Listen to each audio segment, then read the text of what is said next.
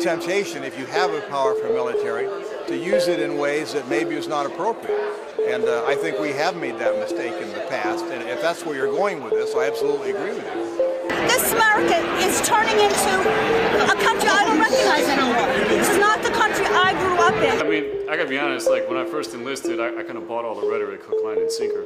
You need to get away from your television, watch the broadcast, get away from your television, hit the street.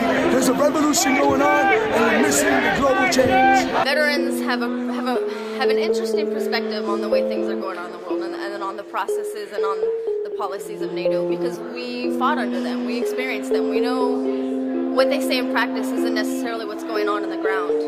The North Atlantic Treaty Organization is a military alliance. It is not a humanitarian agency, it is not a relief agency, it's not a charity, it's not the Rotary Club International. It is an alliance of 28 Western countries, European and North American countries that are in the business of in theory, protecting themselves, but in fact, over the past 13 years of waging war. Yeah, we're trying to save our pension fund. Retired Chicago police officer. I am, yeah. And that's information on it. J.P. Morgan Chase Bank is our pension fund bank. We discovered the pension fund abuse in 2005, notified the U.S. Attorney Patrick Fitzgerald about that. And in the book there, Truth or Treason, the 5th edition is what we have on here. It's all in there. I am opposed to what's happening in Iraq and Afghanistan and the way NATO is being used as kind of a tool for corporate capital interest. We were told that we were invading the country of Iraq, you know, to bring democracy, to bring down Saddam Hussein, to do all these great things for the people of Iraq. But when I was there, I didn't see any of these things happen.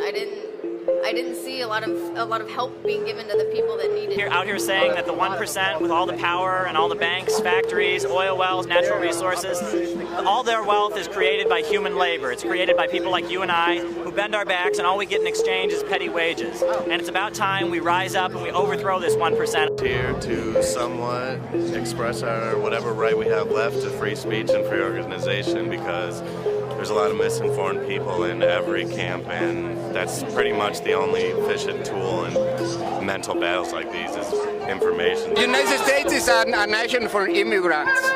In fact, so we, the immigrants, have the right, the same right that have all the before immigrants that came to the United States, the right to work, the right to be here, and the right to live and be happy. I'm out here protesting the large number of wars that are bankrupting this country. I am, in fact, one of the people that believes that Obama's spending too much. What I disagree with the conservatives on is that I don't think he's spending too much on people. I think he's spending too much on war. The thing is, this is the war of the United States. It's not the war of NATO. 90% of the forces belongs to the United States.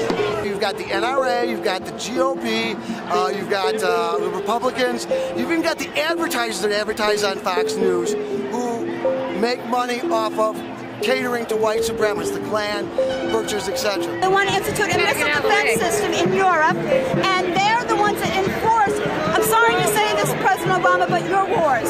And why I'm here too is because how our civil liberties are being taken away by NDAA, CISPAS. People just slowly, gradually, our liberties are being taken away. What you're looking at is an alliance of all the past major colonial powers in Europe.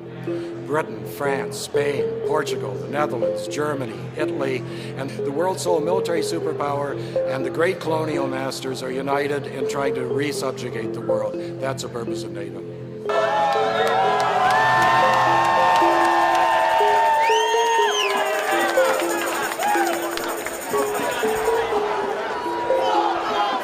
I saw a lot of big bases being built for the U.S. military, and I saw a lot of huge, construction projects going on, like the embassy and us taking over BIOP, the Baghdad International Airport.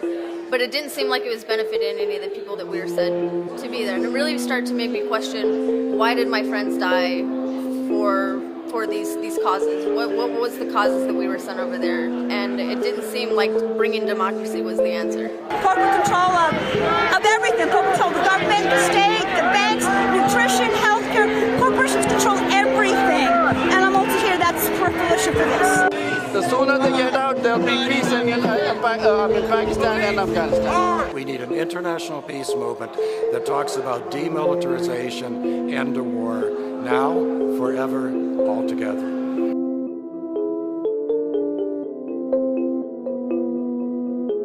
Is the beginning of a conversation, because what people are finding out is that on a very basic level, we pretty much agree on the most important things.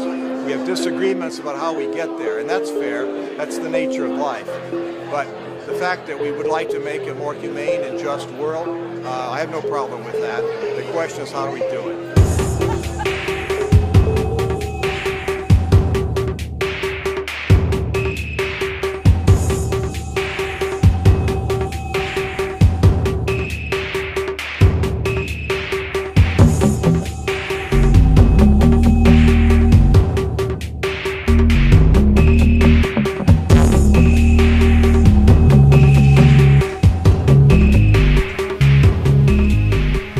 NATO is the creature of the governments that created it, and so a lot of the criticism of NATO is really criticism of national policy, and that's fair enough. But I think NATO is not really the target. I think it's what the various governments are doing, and what they're doing is smart or stupid.